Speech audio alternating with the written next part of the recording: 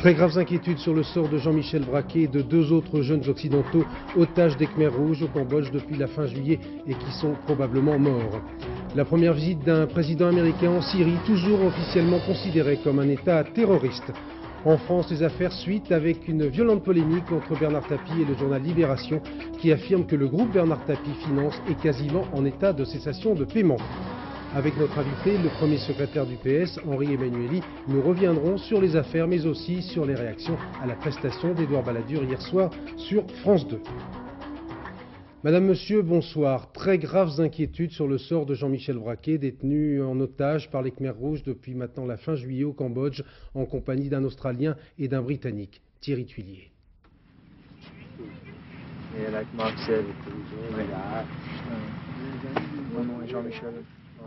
Jean-Michel Braquet avec les deux autres otages occidentaux filmés par le ravisseur dans un camp quelque part au sud de Phnom Penh. Depuis lors, nous étions début septembre, tout contact avec le réduit Khmer Rouge avait été rompu, l'armée gouvernementale encerclant puis attaquant la région tenue par les ravisseurs. Mais hier, les événements se sont précipités. Selon un officier cambodgien, les trois otages auraient été exécutés il y a un mois. Information non confirmée par les autorités cambodgiennes. Le père de Jean-Michel Braquet veut pourtant garder espoir. Vous savez, ici, il y a plusieurs sources, il y a des rumeurs de partout, il n'y en a pas une qui est la même. Alors allez savoir laquelle c'est la bonne, allez savoir. Parce que c'est pas l'intérêt des Khmers rouges d'avoir assassiné ces trois enfants. C'est pas possible qu'ils aient fait une chose pareille, nom de Dieu. Moi, personnellement, je mets en cause un petit peu l'armée. Cambodgienne. Qui n'a pensé, oui, l'armée cambodgienne, pour moi, elle ne pense qu'à sa petite guerre en se foutant royalement des trois otages. Ce soir, même si Alain Juppé redoute que les otages occidentaux soient morts, la mère de Jean-Michel Braquet demeure dans l'incertitude, dans l'attente d'une confirmation officielle du Quai d'Orsay. Hier, ils annonçaient la mort pratiquement certaine de nos enfants. Je ne relaterai pas les faits parce qu'ils sont assez sordides. Et puis aujourd'hui, on met tout au conditionnel en demandant au gouvernement cambodgien de s'expliquer à ce sujet. Les autorités cambodgiennes, précisément, restent ce soir très discrètes. Enlisées dans une guerre sans merci avec les Khmers rouges, divisées sur les moyens d'y mettre fin, personne à Phnom Penh ne veut aujourd'hui être désigné comme responsable de la mort d'otages occidentaux. En France, les comptes de la sécurité sociale devraient être déficitaires d'un peu plus de 54 milliards de francs au terme de cette année. Selon les experts de la Commission des comptes, la situation devrait légèrement s'améliorer l'an prochain, ce qui ne permettrait pas, selon ces experts, pour autant de faire l'économie de mesures nouvelles de redressement, mais sans doute après les présidentielles. Précision avec Jean-Yves Perrin. 54,4 milliards de déficit prévus pour cette année, auquel il faut ajouter 50 milliards pour l'an prochain. Le trou cumulé de la Sécu atteindra près de 100 milliards fin 95. 100 milliards, c'est ce qu'avait trouvé Simone Veil en arrivant aux affaires en 93, ce dont elle s'était à l'époque abondamment plaint. D'ailleurs, en 93, le gouvernement a épongé ce déficit. Il a aussi augmenté la CSG de 1,3%, ça c'est pour les recettes. Il a diminué de 5 points le remboursement des frais médicaux, ça c'est pour les dépenses. Malgré tout, le déficit s'est encore creusé, mais Simone Veil réfute l'inefficacité de ces mesures. Pour la première fois, on a surtout des dépenses de santé qui n'ont pas augmenté par rapport à l'année dernière, par rapport à l'évolution générale des prix.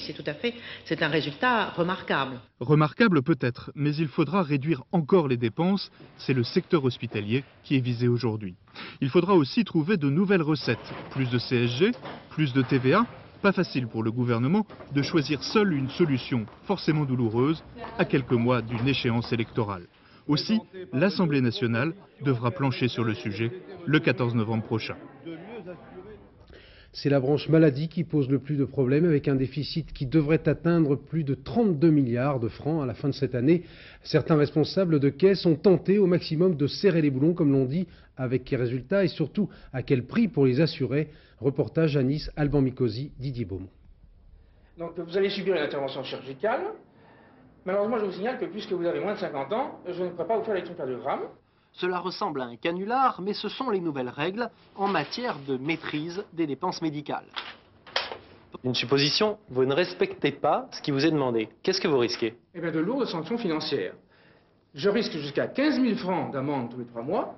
Et si je suis récidiviste, jusqu'à être déconventionné, c'est-à-dire finalement d'arrêter de travailler. À l'origine de ces nouvelles règles, disons très strictes, la Caisse primaire d'assurance maladie des Alpes-Maritimes, la première de France après Paris. L'an dernier, elle a remboursé pour 10 milliards de francs de dépenses de santé. C'est trop, à taper du poing l'administration. Les finances de la Caisse ont la fièvre, les médecins sont donc davantage surveillés. Jean-Jacques Greffeuil, directeur de la Caisse, a refait les comptes. Depuis cette mesure, les dépenses ont décru sensiblement, preuve des excès passés. Je fais notamment allusion aux excès concernant les prescriptions médicales, d'examens de laboratoire par exemple, d'examens donc de soins d'infirmiers et d'actes de massokinésithérapie. Les médecins du département auraient donc eu un peu trop tendance à abuser des prescriptions à rallonge. Les voilà sévèrement encadrés et les patients avec. Et si la surveillance des malades est quelquefois plus sommaire, celle des feuilles de maladie, en revanche, sera renforcée. Vive polémique entre Bernard Tapie et Libération. Ce matin, ce quotidien affirmait que le groupe Bernard Tapie Finance était quasiment en état de cessation de paiement. Démenti très vigoureux de Bernard Tapie qui était l'invité de notre journal à 13 h. Le point de cette ténébreuse affaire avec Philippe Boisserie. En écrivant son rapport sur la situation du groupe Bernard Tapie Finance, Bernard Meille souhaitait la confidentialité afin de ne pas porter tort à des entreprises qui ont déjà trop souffert de médiatisation. De ce point de vue-là, c'est raté. En revanche, sur l'état virtuel de cessation de paiement avancé par le journal Libération, il souhaite être très clair. Je maintiens qu'il n'y a pas actuellement état de cessation de paiement. Il ne faut pas opérer une confusion entre les difficultés qui actuellement peuvent opposer M. Bernard Tapie personnellement à la SDBO ou au Crédit Lyonnais et la vie normale d'entreprises dont les participations sont détenues par une holding contrôlée par M. Bernard Tapie.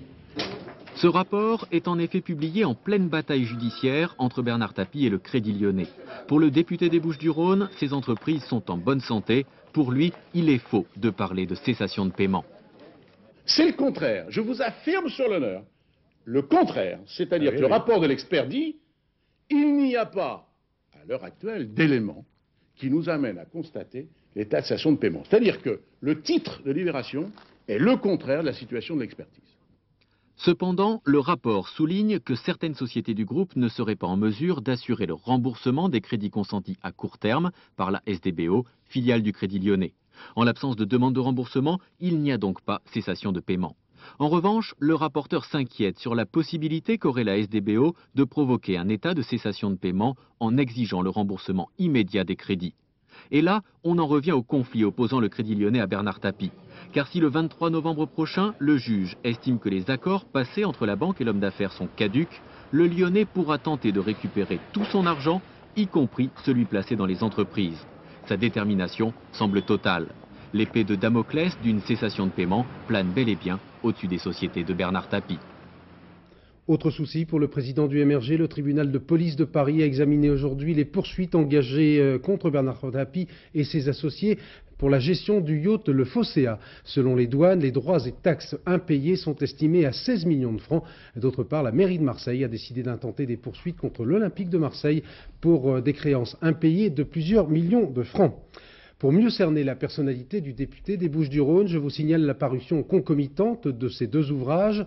Tout d'abord, 10 ans avec Tapie, chez Michel Lafon, récit de Noël Bellone, la présidente du groupe BTF. Et puis, dans un genre beaucoup plus critique, chez Grasset, cette fois, Le Flambeur ou La vraie vie de Bernard Tapie, de mes confrères Valérie Lecable et Éric Routier. Les affaires suite avec les accusations portées cette fois contre Gérard Longuet. 2 rapports d'experts semblent conforter le président du Parti républicain dans l'affaire de sa villa de Saint-Tropez, mais l'Express fait état d'un rapport de la PJ beaucoup moins favorable sur le dossier Avenir 55. Explication Michel Fine. Concernant le coût de construction de la maison de Saint-Tropez, les conclusions du rapport Van Ruymbeck ne s'opposent pas tout à fait à celles des experts. Globalement, les deux arrivent au même chiffre, environ 3,1 millions. La différence, c'est que selon Renaud Van Ruymbeck, le constructeur René Sereda n'aurait pas fait payer à Gérard Longuet le déplacement de ses ouvriers venus de la Meuse, ni les charges patronales. Le rapport les a évalués à 1 million de francs. C'est une erreur, affirme l'avocat de René Sereda. Non, parce que les experts le soulignent, c'est un chantier qui normalement aurait dû se dérouler dans un délai de 8 à 10 mois. En l'espèce, il a été réalisé sur une période de plus de 2 ans et demi, ce qui a permis à l'entreprise d'utiliser des temps morts, des périodes d'intempéries et l'utilisation des équipes, notamment pendant l'hiver. Reste la question de l'origine des fonds. Dans sa totalité, la maison de Saint-Tropez a coûté à Gérard Longuet 3,4 millions. L'examen des comptes personnels de l'ancien ministre révèle que cet argent pourrait provenir de l'une de ses entreprises, Avenir 55. Cette société, qui faisait officiellement du conseil aux entreprises, a perçu 1 million de francs de la Cogedim. Or, les enquêteurs en sont convaincus, ce versement correspondrait à des prestations fictives. D'où cette interrogation, l'argent de la Cogedim a-t-il servi à payer une partie de la maison de Gérard Longuet?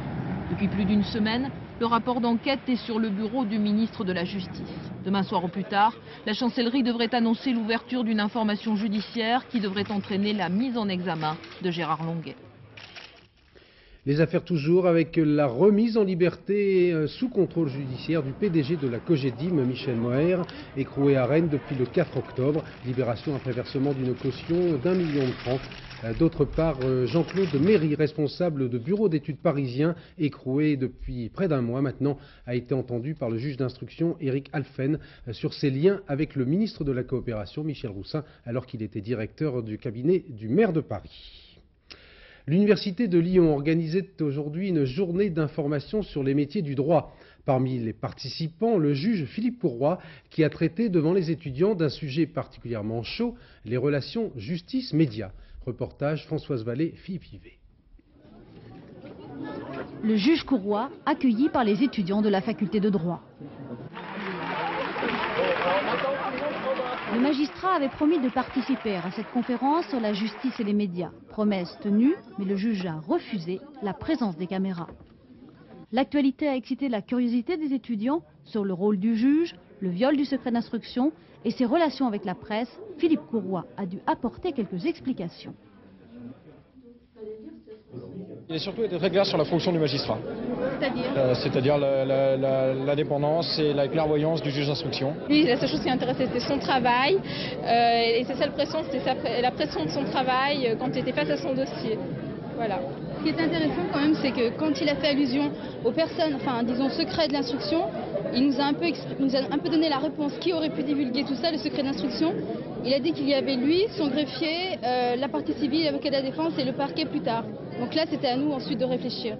Après 2 heures de conférence, le juge est reparti escorté par les policiers et apparemment satisfait de la teneur des débats. Tous les thèmes relatifs aux médias, c'est-à-dire le secret de l'instruction, le rôle des médias, très intéressant. Ce climat des affaires et plus précisément la lutte contre la corruption dans la vie publique ont été largement évoqués lors de l'entretien accordé hier soir à France 2 par Édouard Balladur. Je crois que d'abord les Français devraient être sensibles au fait que ces affaires ne sont pas étouffées. Et je me permets de dire que j'y ai veillé personnellement. Elles ne sont pas étouffées. En second lieu, il y en a beaucoup, c'est vrai, on en parle beaucoup et je ne serais pas surpris, effectivement, que cela détruise partiellement la confiance que peuvent avoir les Français dans leurs institutions publiques. Mais justement, il appartient de les éclairer et de leur dire qu'il peut y avoir, sur des centaines de milliers de cas, quelques dizaines de cas. Ça ne veut pas dire pour autant que la classe politique française, les fonctionnaires, les administrateurs sont tous répréhensibles. D'entendre sur ce point précis les commentaires du premier secrétaire du Parti socialiste, Henri Emmanuelli, notre invité sur ce plateau. Je vous propose d'entendre les réactions dans la majorité recueillies cet après-midi dans les couloirs de l'Assemblée par Carole Comon. Un jour de séance ordinaire à l'Assemblée nationale que rien, semble-t-il, ne pouvait venir troubler. Il est vrai que les députés de la majorité ne se sont pas bousculés, loin s'en faut, pour commenter les propos du Premier ministre. Du coup, les critiques se sont exprimées ailleurs. Son intervention a illustré la formule « to be or not to be ». Être candidat et ne pas l'être, être du RPR et ne pas l'être, être UDF et ne pas l'être.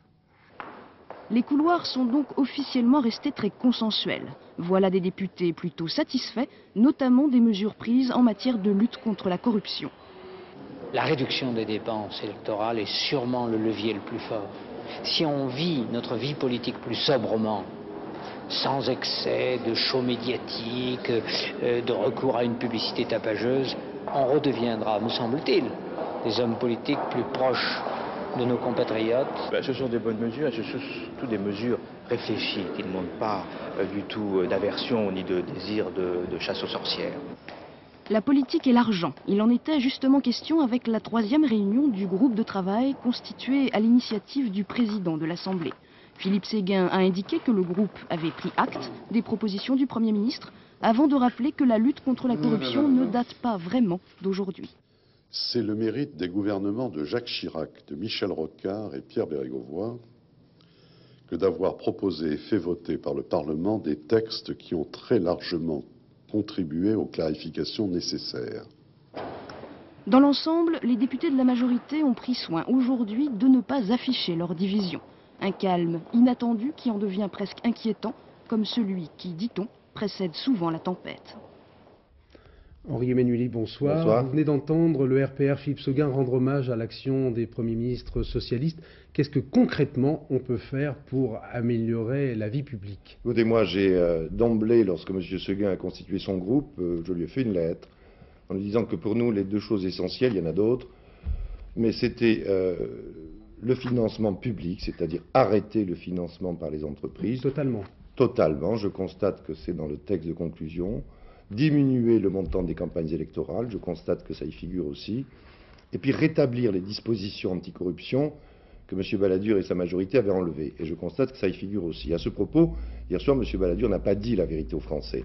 Quand il a dit que ces deux dispositions concernaient juste les transports scolaires, il a oublié de dire que ça concernait aussi les renouvellements de concessions, en particulier les concessions de l'eau, je n'en dis pas plus, n'est-ce pas, et que ça concernait aussi la transparence lorsqu'une collectivité locale, c'est-à-dire la publicité, lorsqu'une collectivité locale vend des terrains. Je remarque que M. Bosson est en train de réintroduire ça par un amendement sur la loi Pasqua, mais M. Balladur n'a pas dit la vérité, et je ne suis pas d'accord avec lui lorsqu'il dit il ne faut pas que ce soit les contribuables qui paient, il faut que ce soit les entreprises. Les entreprises ne donneront d'argent qu'aux partis de droite, et de toute façon, ce sont les Français qui paient. Il ne faut pas se faire d'illusions. Alors moi, je souhaite que ça se fasse dans la transparence, et donc pas le financement public. D'ailleurs, pas le seul sujet sur lequel M. Balladur n'a pas dit la vérité. On va y revenir dans un instant sur le plan politique général. Je voudrais juste encore un mot sur les affaires. Vous-même, vous avez eu affaire au juge oui, Beck, qui vous a mis en examen. Ça m'a beaucoup amusé quand M. Balladur dit depuis que je suis là, la justice peut agir. Écoutez, moi je peux témoigner qu'elle agissait avant, au cas où ça lui aurait... Vous avez été mis en examen par le juge Beck en tant que trésorier du PS. J'ai été mis en examen quelques jours. J'ai été mis en examen, non pas parce qu'on me reprochait personnellement des faits, mais parce que j'étais trésorier du Parti Socialiste et qu'on reprochait au Parti Socialiste un financement par un bureau d'études. Je dois dire que, vu ce qui s'est passé depuis, tout ça apparaît que peu dérisoire. Est-ce que vous estimez que les juges, comme le juge Jean-Henri Beck, vont trop loin, par exemple quand ils décident d'incarcérer un ministre? Est-ce que vous redoutez un gouvernement des juges, comme certains le redoutent? Moi, je ne redoute pas un gouvernement des juges, je ne le souhaite pas non plus. Je crois que le pouvoir dans ce pays appartient au suffrage universel, aux Français, et à personne d'autre à titre privatif, pas plus aux juges d'ailleurs, qu'au pouvoir exécutif, au pouvoir législatif. Le souverain dans ce pays, c'est le peuple, le suffrage universel, ça ne peut être personne d'autre. Est-ce qu'il y a eu une appréciation que vous ayez reçue positivement dans tout ce qu'a dit hier le Premier ministre sur notre antenne? Oui, quand il a dit « j'ai des remords et des regrets », d'avoir supprimé des dispositions mises en place par le gouvernement précédent sur la détention provisoire. Finalement, il aura suffi qu'un ministre soit mis en détention provisoire pour que M. Balladur ait des regrets, des remords. J'aurais préféré qu'il ait une prise de conscience plus prématurée. Sinon, je vous ai coupé tout à l'heure. Sur le reste, je l'ai entendu dire hier soir, la France va mieux.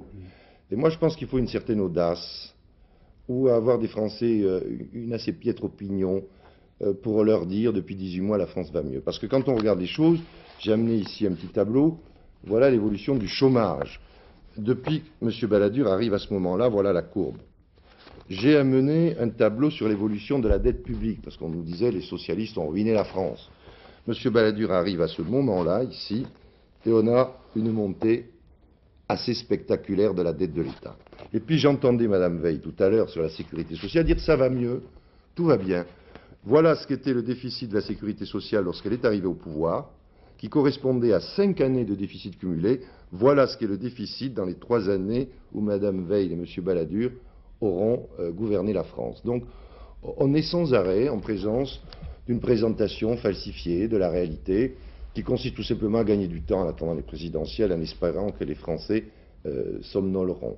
Précisément, vous venez de faire allusion à la présidentielle, vous me donnez une transition toute trouvée. Dans un instant, nous allons évoquer cette séance à gauche, avec un turbulent silence, comme dirait André Brink, celui de Michel Rocard, muet, totalement muet depuis son départ de la tête du PS en juin. Que devient l'ancien secrétaire du PS et que ce que l'on a baptisé la Rocardie? Les réseaux Rocard vont-ils se mettre au service ou non de Jacques Delors? Réponse avec ce reportage de Guylaine Chenu et d'Alain Saint. C'est un rituel. Chaque mardi, Michel Rocard déjeune en compagnie de ses plus proches conseillers. Un rendez-vous amical, au menu, l'actualité. L'habitude s'est installée à l'époque de Matignon. Et elle perdure, malgré les revers électoraux, malgré le retrait politique. Michel Rocard, on peut aussi l'apercevoir à Strasbourg, où il s'acquitte de son seul et unique mandat député européen. Michel Rocard travaille, mais ne parle plus. Il y a un an, il était le présidentiable de gauche. Aujourd'hui, il cultive l'absence et apprend la solitude. Il a gagné en liberté, il n'est pas enfermé dans un carcan, il n'est pas enfermé dans le carcan du Parti socialiste. Il est libre, donc à lui de décider quel est le moment où il pourra revenir dans le débat public. Au Parti socialiste, on ne l'attend plus. Alors les Rocardiens ont repris le chemin de la minorité. Et sur la route, ils ont fait de nouvelles rencontres, Martine Aubry par exemple. Certains proches de Michel Rocard travaillent déjà avec celle que l'on voit comme une héritière. Là aussi crédible. Travailler avec une personnalité comme Martine Aubry, c'est continuer le même chemin, c'est continuer le même travail, parce qu'il y a beaucoup de points qui nous rapprochent dans la manière de voir la politique, dans la manière de présenter des idées et de privilégier aujourd'hui, dans le fond, une société solidaire contre une société inégalitaire. La Rocardie, c'est aussi une machine humaine. Ce sont des militants, mais aussi des experts, des intellectuels réunis dans des clubs de réflexion, comme Convaincre. Bref, des réseaux qui se retrouvent avec des idées, mais sans candidat. Beaucoup de gens sentent bien qu'il peut encore apporter des choses à la gauche, et cela, c'est aussi son intention à lui, et donc on y travaille, et ça, bon, faut laisser les choses se faire doucement. Et le réveil pourrait venir de Bruxelles. Si Jacques Delors est candidat, alors Michel Rocard se dit prêt à se mettre au service de son ami. Et après 40 ans de vie politique, il pourrait devenir, à l'image d'un Pierre Mendès France, une conscience morale. Est-ce que selon vous, Michel Rocard est définitivement hors du jeu présidentiel? Non, le reportage là n'était pas tout à fait exact, parce qu'il y a aussi des amis de Michel Rocard qui travaillent avec moi à la direction. J'observe qu'on n'en a pas parlé. Je pense que Michel Rocard peut conserver toutes ses chances. C'est à lui qu'il appartient effectivement, comme ça a été dit, d'estimer à un moment donné s'il souhaite jouer un rôle ou s'il ne le souhaite pas. Mais moi, je l'ai toujours dit depuis le 19 juin, je le répéterai et je le vois de temps à autre. Alors les méchantes langues, il y en a. Les mauvaises langues disent que seul le PS pourrait empêcher Jacques Delors d'être élu en mai prochain. Oui, mais enfin, ce sont toujours les mêmes méchantes langues, n'est-ce pas? Ce sont ceux qui ne sont pas d'accord avec la direction actuelle, ce qui est leur droit d'ailleurs, mais qui en même temps ne veulent pas l'affronter, et qui véhiculent comme cela des rumeurs selon lesquelles... Moi je crois qu'il aurait été plus simple pour celles et ceux qui véhiculent ce genre de rumeurs d'aller au combat politique dans la transparence et la clarté, plutôt que de véhiculer des choses inexactes. Mais enfin ça fait partie des mœurs de la capitale. Jacques Delors est votre candidat sans état d'âme. Oh, écoutez, moi j'ai pas d'état d'âme, je veux un candidat qui gagne. Et si Jacques Delors est candidat, les socialistes, à mon sens, décideront de le soutenir. Henri Amélie, merci. Je ne vous apprendrai rien en vous signalant que François Mitterrand semble bien décidé à resserrer ses liens avec les socialistes. Il vous rencontre régulièrement, dit-on, et il multiplie en tout cas les visites publiques dans des municipalités socialistes, après Quimper, Brest et Foix, et avant Chartres, Strasbourg et Aix-en-Provence dans les prochaines semaines. François Mitterrand était aujourd'hui à Blois, le fief de son ancien ministre de la Culture, Jacques Lang. Cela pour l'inauguration d'un nouveau pont sur la Loire et l'occasion aussi pour le chef de l'État d'un plaidoyer vigoureux sur le bien fondé des lois de décentralisation. À l'étranger, Bill Clinton a pris aujourd'hui le chemin de Damas, mais il n'a apparemment rien cédé sur l'essentiel. Ses conversations avec le président Hafez el-Assad ont tout de même permis d'enregistrer certains progrès. Reportage de nos envoyés spéciaux Martine Laroche-Joubert, André Issora. Une poignée de main historique à Damas, les relations entre les États-Unis et la Syrie se réchauffent. Bill Clinton met un bémol, au moins en public, à sa dénonciation du terrorisme. Hafez el-Assad se félicite d'une rencontre positive. Rien de spectaculaire, mais le président syrien en sort comme grandi. L'homme incontournable dans la mise en marche de la paix. Une revanche peut-être pour le chef d'un État qui figure sur la liste noire américaine des pays qui soutiennent le terrorisme. En tout cas, aujourd'hui, Damas est aussi calme qu'à l'accoutumée. Pas de drapeau américain dans la vieille ville où flânent les touristes. Et devant la caméra, un discours conforme à l'idéologie officielle. C'est la plus belle des rencontres. On vit dans l'espoir et nous aurons des espoirs de plus en plus grands. Assad est notre lion. Pour qu'il y ait paix, il faut qu'Israël accepte les conditions d'Assad. Sans ça, il n'y aura pas de paix. On s'attend à ce qu'il y ait une paix avec Israël, mais il faut que cette paix réalise la coexistence entre nos deux peuples. Damas, semble-t-il, campe toujours sur ses positions, oui à la paix, mais après restitution du Golan.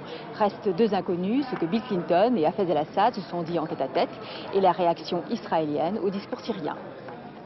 Après ce déplacement historique à Damas, Bill Clinton a entamé cet après-midi une visite officielle en Israël, la première pour un président américain depuis 15 ans, avec un petit couac au programme. Le chef de la Maison-Blanche a en effet finalement renoncé à visiter la vieille ville de Jérusalem, et cela pour éviter tout incident diplomatique. Sur place pour France 2, Charles Anderle. Première conversation Clinton-Rabin dans la voiture qui les a conduits de l'aéroport à Jérusalem. Les véritables négociations israélo-syriennes, c'est depuis plus d'un an des échanges de messages entre Hafez el-Assad et Yitzhak Rabin par l'intermédiaire des Américains. Et dit-on, dans l'entourage du président des États-Unis, les choses ont avancé aujourd'hui. Il n'y aura vraisemblablement pas de percée spectaculaire, mais des progrès qui pourraient mener à un accord dans quelques mois. Bill Clinton, qui savait à quoi s'en tenir, est donc arrivé satisfait à Jérusalem. Sa tournée au Proche-Orient est un succès personnel avec deux points forts. Hier, la signature de la paix israélo-jordanienne et ce soir, son discours à la Knesset. Ces cérémonies se déroulent avec un retard de plus d'une heure en raison d'un entretien plus long que prévu avec Yitzhak Rabin sur la position syrienne. Et puis il y a le dossier palestinien. Bill Clinton a répété à ses interlocuteurs israéliens qu'il devait absolument calmer les craintes des Palestiniens. Le message est passé. Yitzhak Rabin et Yasser Arafat se retrouveront dans les tout prochains jours. François Léotard est arrivé aujourd'hui à Sarajevo pour une visite de quelques heures. 7 personnes, dont 5 enfants, ont été blessées hier soir par l'explosion d'un obus de mortier tiré sur un quartier musulman. Toujours aussi mal approvisionnés, les habitants de Sarajevo vivent dans une ville en état de ni guerre ni paix, comme l'ont constaté nos envoyés spéciaux Stéphane Magnier et Marcel Martin. À l'autre bout de ce fusil à lunettes, il y a des snipers, ceux qui tirent sur la population civile ou sur les tramways de Sarajevo. Ces soldats français sont là pour les traquer. Au moindre tir, ils ripostent pour les dissuader d'accomplir leur sinistre besogne. C'est ce que l'état-major appelle le dispositif anti-sniper, et la mission est difficile. Non, c'est très difficile de les voir, puisqu'ils sont cachés derrière des murs et on verra jamais un sniper le voir tel que je vous vois là, quoi. Donc, Si les tirs ont diminué aux alentours du dispositif, ils continuent ailleurs et cela s'éternisera tant que l'ONU ne nous laissera pas nous défendre, disent les Bosniaques. C'est pour cela que nous espérons la levée de l'embargo sur nos armes.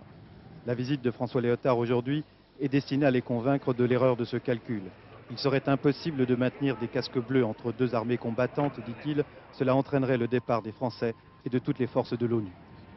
Malgré toutes les difficultés, malgré toutes les frustrations que nous pouvons ressentir, les soldats de l'ONU, la force ONU et particulièrement les soldats français ici, empêchent la crise de se développer, font en sorte que la crise aujourd'hui est cantonnée dans des limites géographiques que vous connaissez et ne s'aggrave pas de façon trop forte. Ça, c'est un rôle essentiel. Alors Sarajevo s'apprête à vivre son 3e hiver avec le kilo de pommes de terre à 1 mois de salaire, dans cette ni guerre ni paix où tout ressemble à l'année dernière. Mais avec une différence majeure. Le gouvernement bosniaque ne traite plus l'ONU de sauveur de la ville, mais de prolongateur de la souffrance. Les mois qui viennent seront peut-être encore plus durs pour tout le monde. Fin de la grève à Radio France, les journalistes ont voté l'arrêt de ce mouvement à 83% contre 17% pour la poursuite d'une grève engagée depuis maintenant plus de 2 semaines. Le médiateur, Guy Servat, avait proposé une enveloppe de près de 6 millions de francs et la présidence de Radio France a accepté de payer les jours de grève. Jamais l'expression « fausse alerte » n'aura été aussi justifiée que ce matin à Paris, avec le déclenchement tout à fait intempestif et inopiné des sirènes d'alarme qui signalent en principe un danger très très grave. Le problème, c'est que ces ululements intempestifs n'ont guère semé l'émoi dans les populations laborieuses. Enquête José Blanc-Lapierre et Daniel Lévy. Tous aux abris, c'est l'alerte rouge. Cette sirène est le signal de la guerre ou d'une catastrophe majeure. Seul problème, personne ne le savait.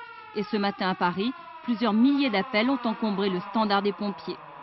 En cas d'alerte atomique, il n'y avait absolument aucune instruction qui était donnée nulle part. On ne savait pas ce qu'on devait faire. Si c'est en dehors du premier mercredi de chaque mois, il se passe quelque chose. Mais quoi et ce qu'on doit faire, la sécurité civile ne nous l'a pas encore dit. Peut-être qu'il va falloir qu'elle nous le dise, effectivement. Nous sommes dans les sous-sols de la préfecture de police, un bunker où se trouve le dispositif d'alerte. Lui seul en possède la clé. C'est lui aussi qui, depuis 40 ans, déclenche les sirènes. Mais pour les tester, un essai tous les premiers mercredis de chaque mois et jamais une seule erreur. Alors, il ne comprend toujours pas ce qui s'est passé ce matin, sûrement le nouveau système informatique, car plus de boutons aujourd'hui, mais un code qu'il est seul à connaître. Ah ben ça c'est secret confidentiel ça. Parce que tout le monde pourrait jouer sinon. Tout le monde pourrait venir ici, tout le monde pourrait jouer, appuyer sur n'importe quoi et puis ça ferait la catastrophe de ce matin, si on veut dire. Nuages toxiques, accidents nucléaires ou menaces aériennes, c'est le Premier ministre qui prend la décision de déclencher les sirènes. Alors, si vous les entendez, en dehors des essais du mercredi, un conseil, rentrez chez vous et écoutez la radio. La dernière fois, c'était en 1944. L'Académie française a décerné aujourd'hui son grand prix du roman à Frédéric Vitoux, journaliste et critique au Nouvel Observateur, pour son dernier ouvrage publié au Seuil, La comédie de Terracina. Passionné d'Italie, Frédéric Vitoux imagine la rencontre de Stendhal et de Rossini en décembre 1816 dans cette ville italienne. C'est sans doute ce que l'on appelle un phénomène de société. Plus de 8000 visiteurs, et pas seulement des hommes seuls, se pressent chaque jour à l'exposition Erotica, organisée à Paris, et cela jusqu'à dimanche. Entrée, 69 francs. À noter la montée en flèche du sadomasochisme, comme l'ont remarqué nos spécialistes Nicolas Vinclair et Philippe Jasselin. Ça ressemble à la vie de tous les jours, et d'ailleurs, ils sont venus avec leur tête de tous les jours, celle-là même qu'ils avaient il y a quelques minutes quand, s'emparant de leur impair, ils ont dit « Si on m'appelle, je reviens dans quelques minutes ». À première vue, pourtant, il règne ici une ambiance un peu froide et sage, comme un mélange de silence de bibliothèque et d'agitation de supermarché. Mais dans ce salon-là, messieurs, mesdames, il y a toujours un moment où l'on finit par avoir une petite couche de buée sur le verre de ses lunettes. Trust in me. Just in me. Je suis venu comme ça par hasard, vraiment par hasard. J'avais pas cours cet après-midi donc... J'avais l'après-midi à prendre, je l'ai prise. Et ça vous intéresse? Non. Non, ou non, oui, ou oui, non, oui, non. Non, oui. Enfin, que ce soit oui ou non, voici ce qu'il y avait à voir. Sur plusieurs centaines de mètres carrés à l'Aqua Boulevard, ou sur quelques petits centimètres ronds empruntés au corps d'une femme, l'essentiel de ce qui se fait aujourd'hui dans le domaine de l'érotisme. Voici par exemple une façon comme une autre de garder un souvenir des formes de sa future ex. Et ça, à votre avis, c'est de l'art ou du cochon? Il semblerait qu'en France, on n'a pas de pétrole ni de pudeur, donc on a des idées. Nous proposons des croisières échangistes sur un catamaran de 31 mètres de long, en hiver aux Caraïbes, en été en Méditerranée, au prix de 25 000 francs la cabine la semaine. Alors nous proposons un jeu de loi qui est un jeu pour couples, pour gens qui s'amusent entre eux. C'est un jeu qui permet de perdre des vêtements. Et de finir cochon, oui. Voilà. Et c'est interview. Et qu'elle est curieuse, cette France qui rêve, et qui, comme la lune, a sa fesse cachée. Au rayon des fantasmes, c'est le sadomasochisme qui a le vent en poupe. Ces étranges jeux de rôle où la douleur rencontre le plaisir. Et oui, quand ils rentrent chez eux, de plus en plus de costards-cravates deviennent des costards-cravaches. C'est un phénomène de soumission collective. Les Français ont toujours cherché à avoir des maîtres à penser et s'y conformer. Il se trouve qu'aujourd'hui, où il n'y a plus d'exemples qui méritent ce genre de référence, il y a une référence érotique qui, elle, peut s'adresser à une personne très proche. Que les Français cherchent les plaisirs extrêmes n'a peut-être rien d'étonnant. Beaucoup d'ailleurs n'ont plus le choix qu'entre la solitude et la solitude. Il leur reste au moins la liberté de quelques rêves un peu tordus, ces rêves qui ont toujours le goût d'une étrange partie de cache-cache avec soi-même.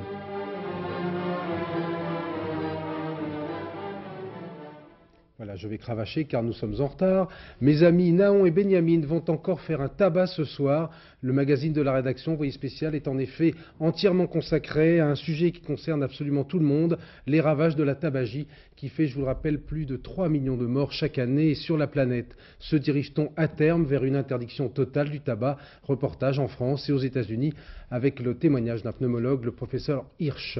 Vers minuit 30, le dernier journal, Catherine Sellac. Demain à 7h50 dans les 4 vérités, Gérard Leclerc recevra le directeur général du CNRS qui était en grève aujourd'hui pour protester contre le manque de crédit. Bon anniversaire à Michel Galabru, 70 ans aujourd'hui. Dans un instant, la météo de Nathalie Riouet et le point route de Valérie Maurice. À 13h demain, Daniel Bilalian. J'aurai le plaisir et l'avantage de vous retrouver à 20h. Excellente soirée.